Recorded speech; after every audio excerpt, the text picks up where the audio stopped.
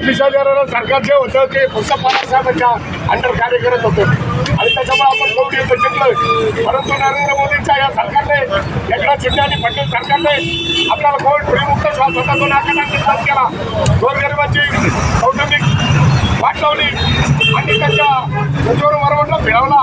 त्यांच्या कुटुंबाच्या समस्या जाणून न घेता, त्यांना आगाऊ सूचना न देता अवघी 10 दिवसाची आगाऊ सूचना दिली आणि टपऱ्यावर आणि घरावर बुलडोझर आणि JCB आणि क्रेन फिरवण्यात आली. अरे पण या अशा पद्धतीने जर तुम्ही राज्य करत असाल तर तुमच्यामध्ये कली आलेले कलियुगातला कली हे काही योग्य नाही.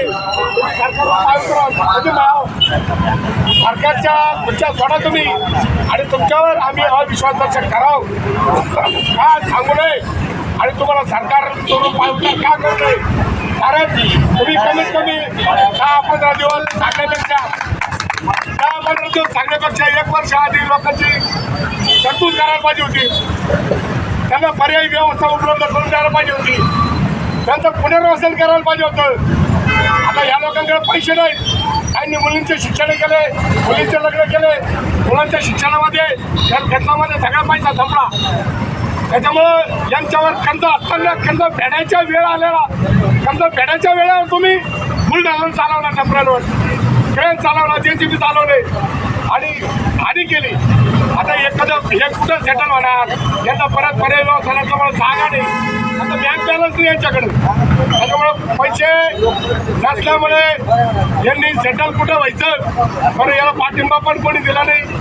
नांगरे पाटील उपोषणाला बसले, व्यापारी मित्रवर्ग मंडळ, शेजाट हे सर्व उपोषणा आहेत. सतीबाई, इस्मालबाई, आपल्याला या उपोषणाच्या ठिकाणी महाराष्ट्रातूनच काय आपल्या शेवगावमधून सुद्धा कोणी भेट दिली नाही. आता कुठला अधिकारी आला नाही, कुठला नेता फिरकला नाही, ना घुले पाटील आले, ना तुमच्या विद्यमान आमदार मोनिकाताई राजळे आल्या किंवा विधानसभेचे परिषदेचे अध्यक्ष आले किंवा त्या विधान परिषदेचे सत्यजित तांबे आले किंवा आपल्याकडे पोलीस प्रशासनाने दखल घेतली किंवा आपल्याकडे ग्रामपंचायत कोणी फिरकलं, नगरपालिकेचे अधिकारी कोणी फिरकले. त्याच्यामुळं संबंधित या विषयाचा मार्ग निकाली लागण्यासाठी आपल्याला जबाबदार नेतृत्वाची गरज आहे. आजही आपल्या तालुक्याला जबाबदार नेतृत्व असल्याची जाणीव या ठिकाणी आपल्याला होत नाही. त्याच्यामुळे नेतृत्व बदलाव ही वेळ आज आलेली आहे.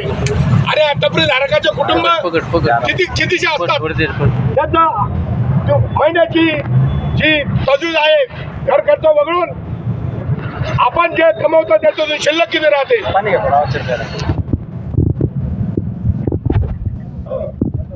अशा पद्धतीने ज्यावेळेस गरज लागेल त्यावेळेस हात जोडून येतात, मतं मागतात आणि मग त्यांचं ती मिरवणूक चालते आणि मग आम्हाला मतं द्या, आमचा अजेंडा असा आहे. आम्ही तुम्हाला रस्ते देऊ, अंतर्गत रस्ते देऊ. आता कुठे गेला अजेंडा? अरे हा अजेंडा आधी पाहिजे होता. हा अजेंडा तुमचा कधी पाहिजे होता? हा अजेंडा तुमचा 1 वर्षापूर्वी पाहिजे होता, 10 वर्षापूर्वी पाहिजे होता. की मित्रांनो, तुमचे घरं उठणार आहेत, तुमचे अतिक्रमण हटवमध्ये आपल्या व्यवसाय, बेरोजगार, रोजगार हे जमीन दोस्त आम्ही करतो आहोत.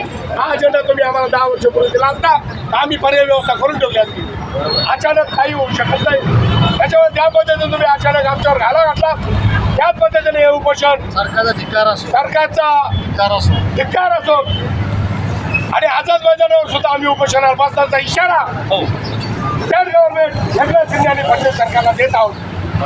त्याच्यामुळे उद्याच्या काळात या नेतृत्वामधूनच नेतृत्व एखादा आमदार करा, एखादा खासदार करा, एखादा नगरपालिकेचा अध्यक्ष करा, पण जे प्रस्थापित आहे त्या प्रस्थापितांची कंबरणी मोडा.